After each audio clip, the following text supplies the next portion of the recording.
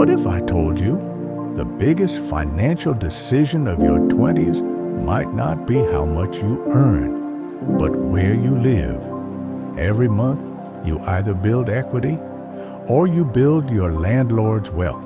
And yet, what if buying a home could actually hold you back from the life you want to live? But wait, I thought buying a house was the ultimate adulting badge. Yeah, right next to doing your taxes without crying.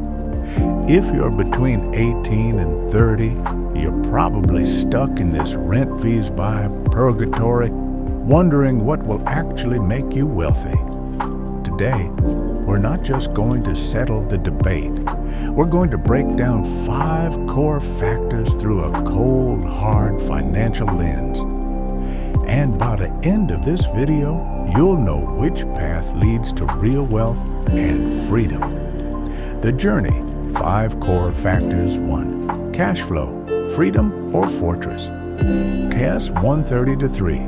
When you rent, you pay monthly. When you buy, you pay monthly plus taxes, maintenance, and the mystery cost called homeowner anxiety. Would you rather control your money or have your money control you? Renting often means lower upfront costs, giving you freedom to invest in stocks, businesses, or yourself.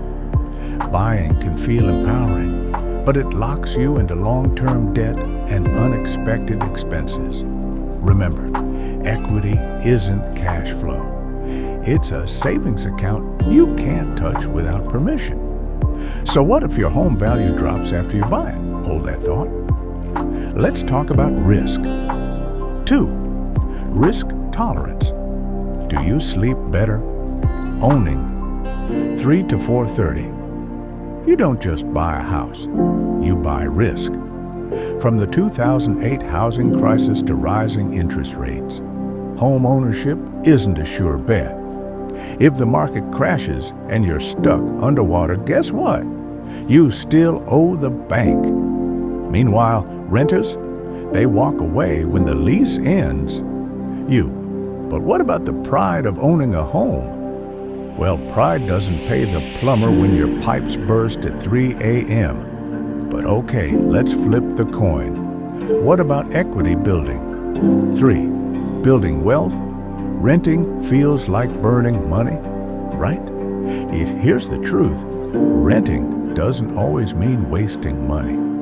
If you're renting for $1,800 a month and investing the difference wisely, you could outperform a homeowner who tied up their cash in a down payment.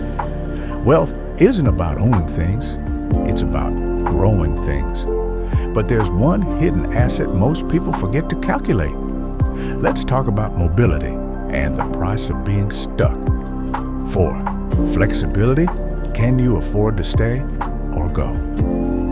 6 to 730. In your 20s, life changes fast. Jobs, relationships, opportunities. Renting gives you agility. Buying, it roots you. And if you sell too soon, you might lose money after fees and taxes. How many doors are you closing because you're tied to one address? Still, owning can be powerful if you're ready. So when does it make sense to buy? 5. Timing the market or timing yourself. 7:30 to 8:30. Forget market timing. Focus on life timing. Are you financially stable, planning to stay 5+ years, ready for responsibility? Then maybe buying is your move. If not, don't let pressure from social media, parents, or society rush you. Because the worst kind of debt is the one you took on to impress other people. Coming up, we'll give you a simple framework to make your decision crystal clear. Resolution. The decision framework. Here's your rent versus buy wealth. Decision formula. 1. Cash flow. Freedom. Are you sacrificing too much liquidity to buy? 2. Risk tolerance. Can you weather worst-case scenarios? 3. Wealth path. Can you invest elsewhere for better returns? 4. Flexibility. Do you need geographic freedom right now? 5. Life timing. Are you personally and professionally ready? Choose the path that aligns with your long-term goals, not short-term emotions. Because renting isn't failure and buying isn't always smart. The real question is, what lifestyle do you want to fund?